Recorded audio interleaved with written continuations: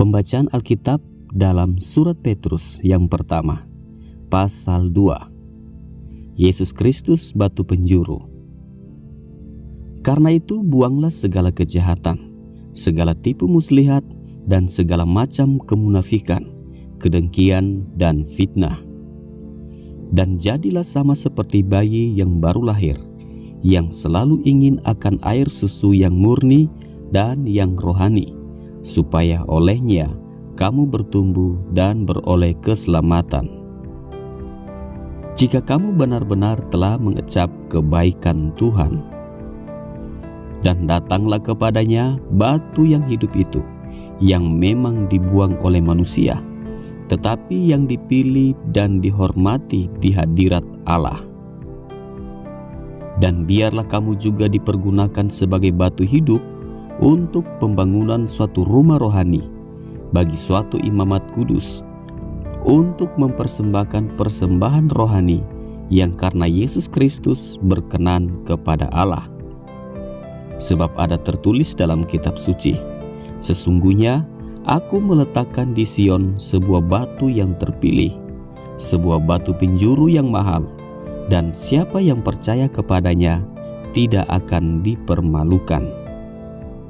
Karena itu bagi kamu yang percaya, ia mahal, tetapi bagi mereka yang tidak percaya, batu yang telah dibuang oleh tukang-tukang bangunan telah menjadi batu penjuru, juga telah menjadi batu sentuhan dan suatu batu sandungan. Mereka tersandung padanya karena mereka tidak taat kepada firman Allah, dan untuk itu mereka juga telah disediakan. Tetapi kamulah bangsa yang terpilih, imamat yang rajani, bangsa yang kudus, umat kepunyaan Allah sendiri, supaya kamu memberitakan perbuatan-perbuatan yang besar dari Dia, yang telah memanggil kamu keluar dari kegelapan kepada terangnya yang ajaib. Kamu yang dahulu bukan umat Allah, tetapi yang sekarang telah menjadi umat-Nya, yang dahulu tidak dikasihani, tetapi yang sekarang telah beroleh belas kasihan. Peringatan untuk hidup sebagai hamba Allah. Saudara-saudaraku yang kekasih, aku menasihati kamu, supaya sebagai pendatang dan perantau, kamu menjauhkan diri dari keinginan-keinginan daging yang berjuang melawan jiwa.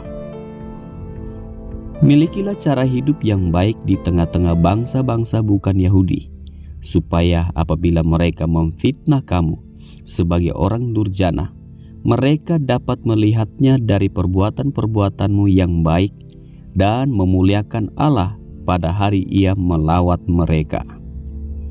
Tunduklah karena Allah kepada semua lembaga manusia, baik kepada raja sebagai pemegang kekuasaan yang tertinggi, maupun kepada wali-wali yang diutusnya untuk menghukum orang-orang yang berbuat jahat dan menghormati orang-orang yang berbuat baik.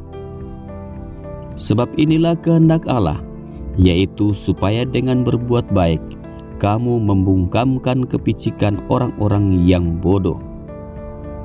Hiduplah sebagai orang merdeka dan bukan seperti mereka yang menyalahgunakan kemerdekaan itu untuk menyelubungi kejahatan-kejahatan mereka. Tetapi hiduplah sebagai hamba Allah. Hormatilah semua orang, kasihilah saudara-saudaramu, takutlah akan Allah, hormatilah raja. Penderitaan Kristus sebagai teladan. Hai kamu hamba-hamba, bukan saja kepada yang baik dan peramah, tetapi juga kepada yang bengis.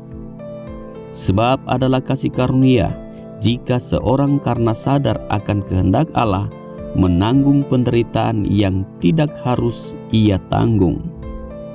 Sebab dapatkah disebut pujian jika kamu menderita pukulan karena kamu berbuat dosa?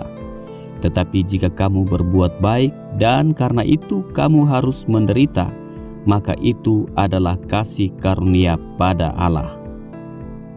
Sebab untuk itulah kamu dipanggil, karena Kristus pun telah menderita untuk kamu dan telah meninggalkan teladan bagimu, supaya kamu mengikuti jejaknya. Ia tidak berbuat dosa, dan tipu tidak ada dalam mulutnya. Ketika ia dicaci maki, ia tidak membalas dengan mencaci maki. Ketika ia menderita, ia tidak mengancam, tetapi ia menyerahkannya kepada Dia yang menghakimi dengan adil.